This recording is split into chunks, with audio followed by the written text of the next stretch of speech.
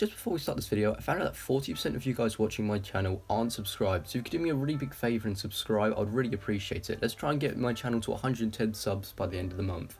Okay, now I've said that, let's get into the video. What is going on, everybody? My name is Owen, or Melon, and welcome back to the channel. Today I'm going to be covering my top 5 favourite zombies maps from Treyarch. So this means I will not be covering Infinite Warfare zombies, World War II zombies, or Advanced Warfare zombies. Also, this is my list and my opinions, and don't forget everybody does have different opinions, so don't go hating in the comments based on other people's lists. If your lists are different to mine, I would love to see them in the comment sections below, so don't forget to put them. But without further ado, let's jump in to the number 5 spot. Coming in at the number 5 spot, we have Origins. Now, when this map came out, I didn't really like it all too much, but now obviously I've got a little bit better at zombies. I've got a new love for the map. The staffs are pretty different, and they're sort of fun to go for. You know, you got certain ones. I really like the wind staff, how you have to go into the robots to get that. It's one of my favourite staffs as well. But the reason this map isn't much higher on the list, as high as I wanted it to be, is the fact that you have to upgrade the staffs again after you've got them. I think this is really tedious and annoying, considering you've just went and made the staff probably about round 12 if you're a casual zombies player, maybe a little bit higher. But you know, I think the fact that you have to upgrade them and spend another like 10 to 20 rounds upgrading them is just absolutely pointless. Other than that, you know, the soul boxes are really fun as you get the thunder fists after you've got that. The Panzer added a very big challenge into the game. And the generators were very different compared to the power switches, which was very fun because every now and then one of the 6 generators that you've turned on throughout the rounds would get taken, and it would just make the map a little and the gameplay a little bit different in the higher rounds because you still had to pay attention to those generators. And that is why Origins is at the number 5 spot. At the number 4 spot, we have Buried. Now, it's not really a surprise that this map is on the list. It's on most people's lists. It brought us 2 new amazing wonder weapons, being the Paralyzer and the Raygun Mark II. Also, Leroy was actually added to this map, and basically, instead of opening doors with your points, as in traditional zombies, you could feed him booze or candy, and you'll do various things such as like opening doors for you or building things.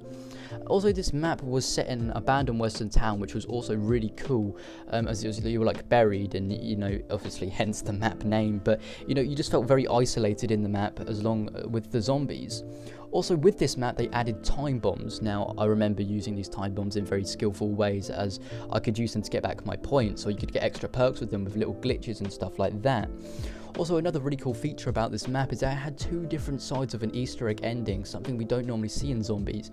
This map had a Maxis ending or a Richtofen one, and depending on which one you did, would depend on who controlled the zombies for the rest of your game.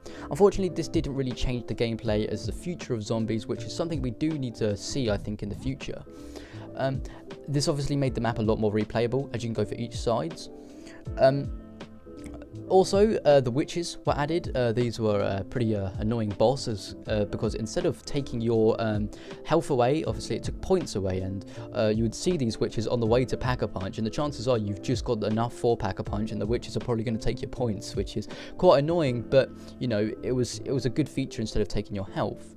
Also, there's a map exclusive perk being Vulture Raid. It's a very good perk. It was very useful. It gave you more bullets, points, and you could stand in green mist that would not let the zombies see you for like, I'd say about 15 seconds.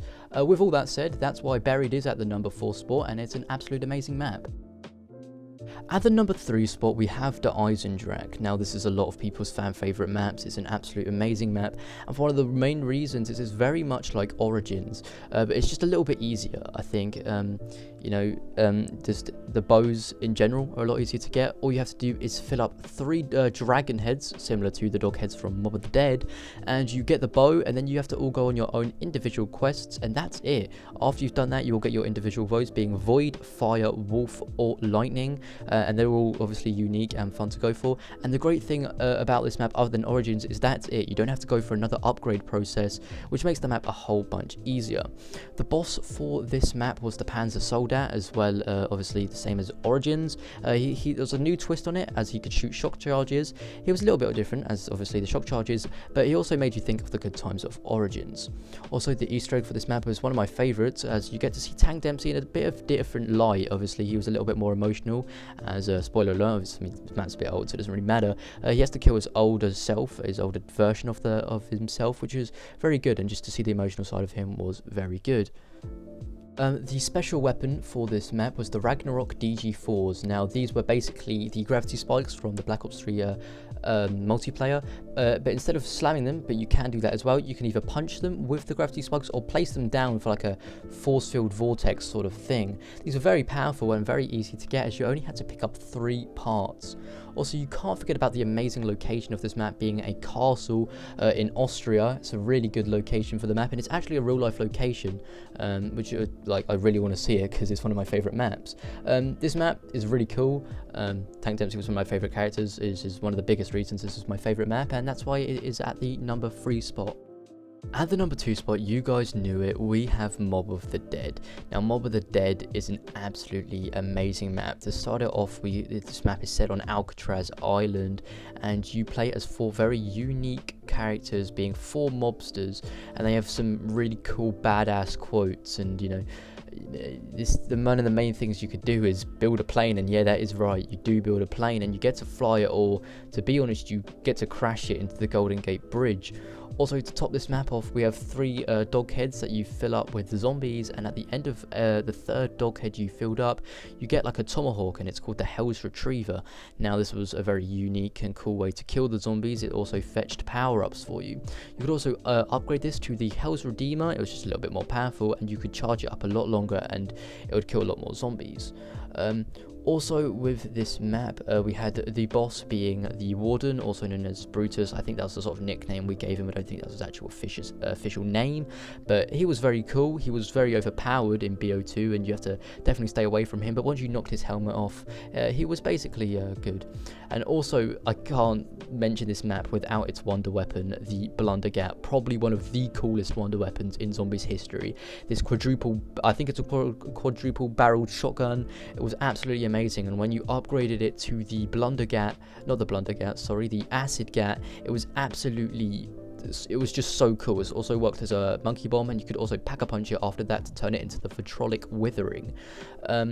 Also, as well as that really cool wonder weapon there, we have some pretty cool traps that will be very memorable. That was the Acid Trap. There's a lot of trolls going around on this map, especially with Grief Mode, where this map would knock a lot of people, and it would really annoy people. Also, one of the biggest features of this map was the Afterlife. Quick Revive for solos was completely removed, and instead of using Quick Revive, you use these Afterlives, where you can revive yourself. As well as that, you have to shock power boxes around the map, and that will turn the whole power on for the whole entire map. And you can also go through certain marked areas, like through walls and stuff, and it'll just open different parts of the map, as well as buying the doors with points.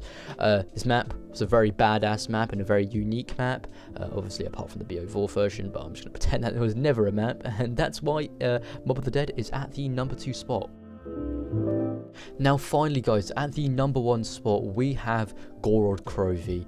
Now, you thought flying and crashing a plane was cool. On this map, you get to fly or ride a dragon.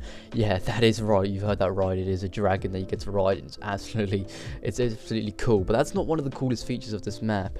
One of the amazing things about this map is, obviously, it looks like a BO3 map, but it really feels and plays like a World War II map. If you really break down this map, it is just a Doris. Just 3 things you have to get, and then you get Pack-a-Punch. It's just a sort of overcomplicated Doris if you really think about it, and it really makes this map feel like a World War II or a BO1 map. This map was sick because the Raygun Mark III. I think it was the Raygun Mark III anyway. Everyone just call it the Raygun Mark III. It's not officially called that, but it technically is the Raygun Mark III. Was added to the game, and this gun was sick because it made black holes. Come on, you've got to like a gun that makes black holes. It was basically the Apothecan's Servant, but it just, I would say personally, a little bit more better because it had more ammo, and you could run with it a little bit faster, and whatever, and you could pack-a-punch it and stuff like that. Also, the special weapon on this map was really powerful. You thought riding the dragon was cool. Well, you get to have this dragon fly with you on your arm, and he would breathe fire for you. It was a little baby dragon. It's absolutely insane. Hopefully you will see it in the gameplay. I'm pretty sure you will. Just stay tuned, and sort of hard to see it, but you'll see it when it's it's happening. Also, the this map has some really cool training spots. You've got near like the main building, sort of like the power room where Sophia is located, a really good spot to train. Also, you've got a really good camping spot near Pack-a-Punch. It's really overpowered. You're seeing this in the gameplay. Highly recommend if you're going for a high round to use the camping spot. The Easter egg for this map is really straightforward, and the ending is pretty emotional. You get to obviously it's the last one before Revelations, one of what we thought would be the last map, but obviously we found out it wasn't. But you have to find out about Nikolai's past, and obviously all the endings for Black Ops 3 were quite sad, but this was obviously one of the most sad out of all of them, and that's why Gouraud is at the #1 spot, all-time favorite map. I can play this map a long end. I do want to say, just before I get into my outro and whatever, my list will change. My list will probably change in a month or so because I play different maps. I feel like my list will always be changing. I will keep you up to date if anything too dramatically changes. If you've enjoyed this video, don't forget to like and subscribe. Don't forget to put your lists in the comment section below. I love to see them, and I will reply. I reply to most comments. Try and get me to 110 subscribers by the end of the month. I'll really appreciate it, and I'll see you guys in the next video. That will be the Verrucht video. Bye guys.